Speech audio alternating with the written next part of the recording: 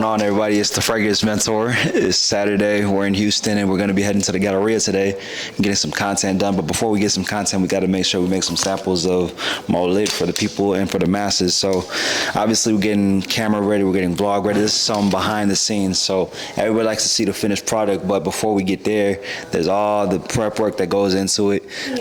There's me, and then Chisom, who, yep, family business. And then we're going to have Serafina, my youngest sister. She's also going to be coming along. So it's going to be a whole day of vlogging. But before we vlog, we got to get some prep work ready. So we're going to be putting together some Mollit for you guys. Obviously, with Mollit Perfumes, we came with 3 fragrances this year. Just to recap: Mollit Ambition. And so for those of us who like an amber, sort of spicy and fresh and clean fragrance, you're gonna go with the Ambition. Next one? Drive. We got Drive. Those of us who want some boldness to our personality, you want some oud, some incense, some woodiness, you go with Drive. And then last and not least, we have my not so secret fragrance, Mollit Secret. So, Mikey, I know that a lot of people want to know, like, what was like the inspiration of you, starting up this type of business? What was the inspiration behind Mollit and starting the business? Yes. Yeah, I get that question a lot. So I've been collecting fragrances, and I've been into fragrance since I was a teenager. So from Interesting. when I was 15 years old, 12 years old, 13 years old. But I would say that what sent me down the fragrance rabbit hole, so to speak, was I had one fragrance that I owned back when I was in high school. Oh, you owned one? Not I owned it. It was in my collection. My mom bought it for me for Christmas one year. Okay. And literally every single day that I wore it, I always got a compliment on it. And it was my type of fragrance, my type of smell. And, it wasn't too loud. It wasn't too in your face. It smelled very nice, very pleasant. So it was one of those things, you always like to receive compliments. You like to be told you smell good. Like, oh, you smell good. Exactly. Exactly. So 4, 5, 6, 7. So I end up running out of that one, and then I steal my brother Bernard's. I took Bernard's because I ran out, and I wasn't. Oh, he had the same type of perfume? My mom bought us the same one, so I used his once mine ran out, and then once his ran out, I went to my mom, and I'm like, Mom, we have to go back and we have to go to Nordstrom and get it. Oh, she got it from Nordstrom? Yeah, Nordstrom Rack, so shameless plug. 4, 5, 6, 7.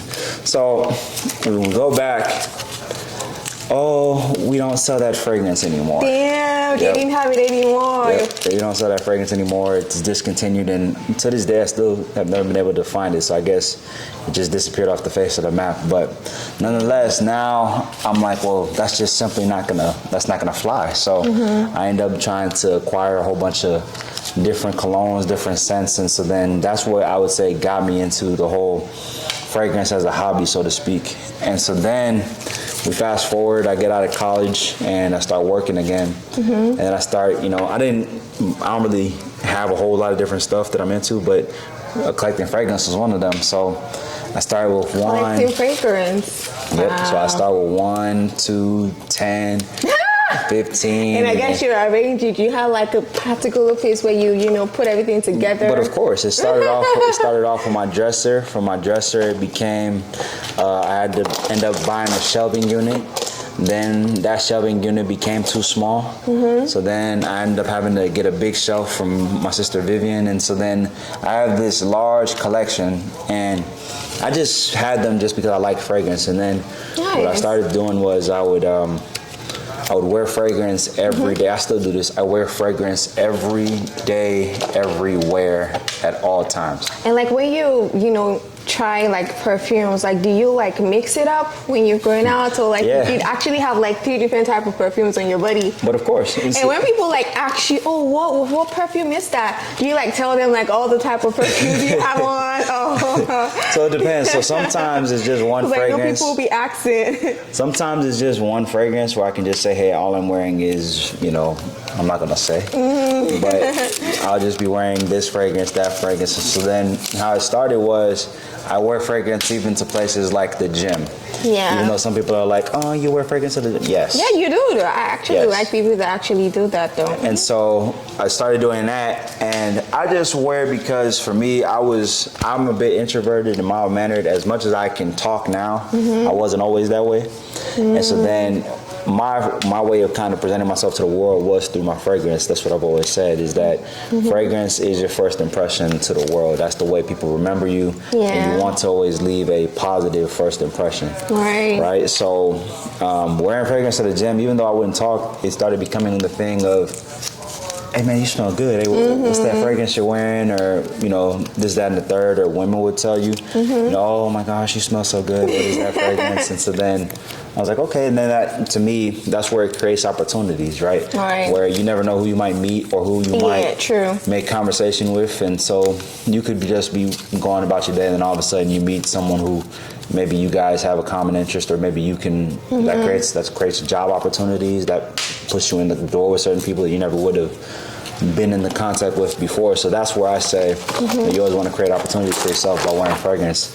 And so then what starts happening from there is, well, I was like, okay, I could start a blog, right? And so people are like, you need to share your knowledge, because people will start asking me like, well, what fragrance would you recommend for this If you're going occasion? to like a particular place, they want to know what kind of perfume. If you're going for like a date or like an event or something. Exactly. Okay. Exactly. So all those things. And the thing is, I always had an answer for every person. I always had like a response. It was never like, oh, I don't know. It's like, no, okay. Obviously, you would know because you're like a fragrance master, so. They called him the connoisseur. I'm a fragrance connoisseur or enthusiast. I mean, and I could be able to tell people like, I wear this because it has this characteristic. Like I like certain fragrances. For me, I like something that has a level of character where it's not only fresh, but then it's also aromatic, where it draws attention. Yeah. It doesn't smell like anything else. So your Dior Sauvages, I don't wear that. That is literally the worst fragrance.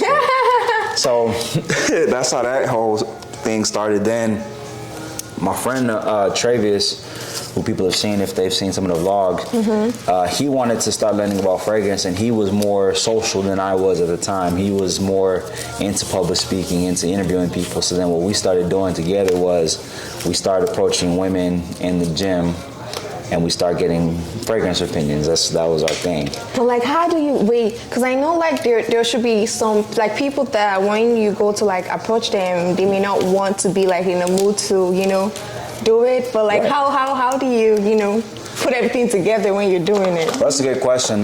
For me, I always say that the mindset is, no matter what the outcome is always thank you, have a nice day. All right. Right? So if someone at least you tried. At least you tried, and I mean, at least you're respectful, and not everybody's going to be sold on you, the person. Not everybody's going to be sold on what you're bringing. Not everybody's into fragrance like that. True. So at the end of the day, that goes with business, but it goes just with life, is that you have to always be willing to, you can't fear rejection. I mean, I think that's something a lot of people in society are afraid of. A lot of young men are afraid of.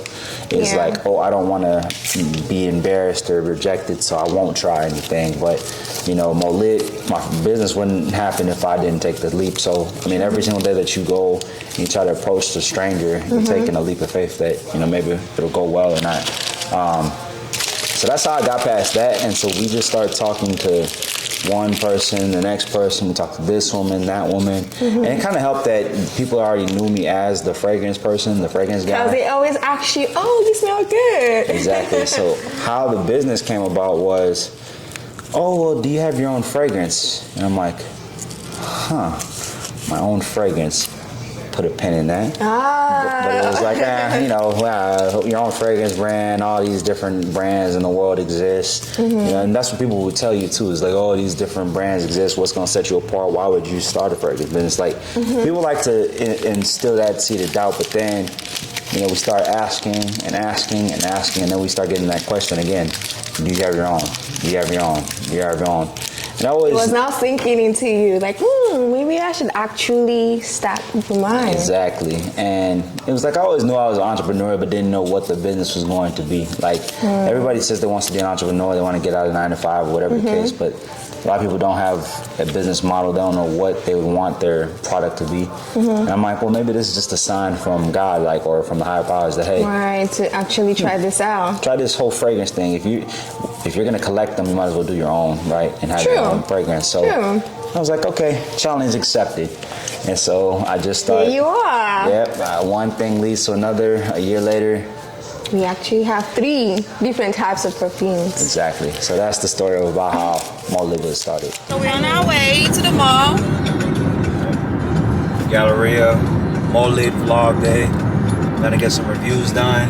Gonna get some promotion done. So this is all encompassing of owning a fragrance business. Right, so we're here.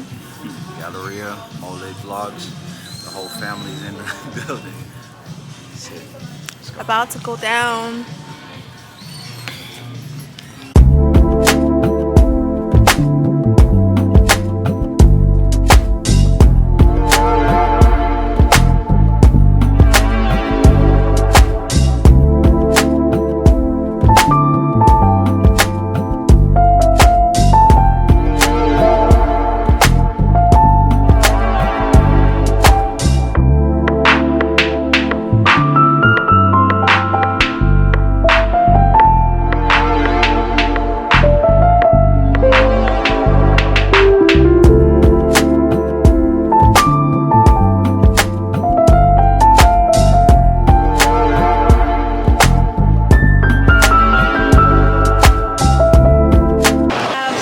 Actually got some good reviews done. I mean, again, when you're approaching people and when you're asking them for opinions, they're not always going to want to come on a vlog, but as long as we're getting the content in, as long as we're getting people, we're getting the name, then that's all that matters to us.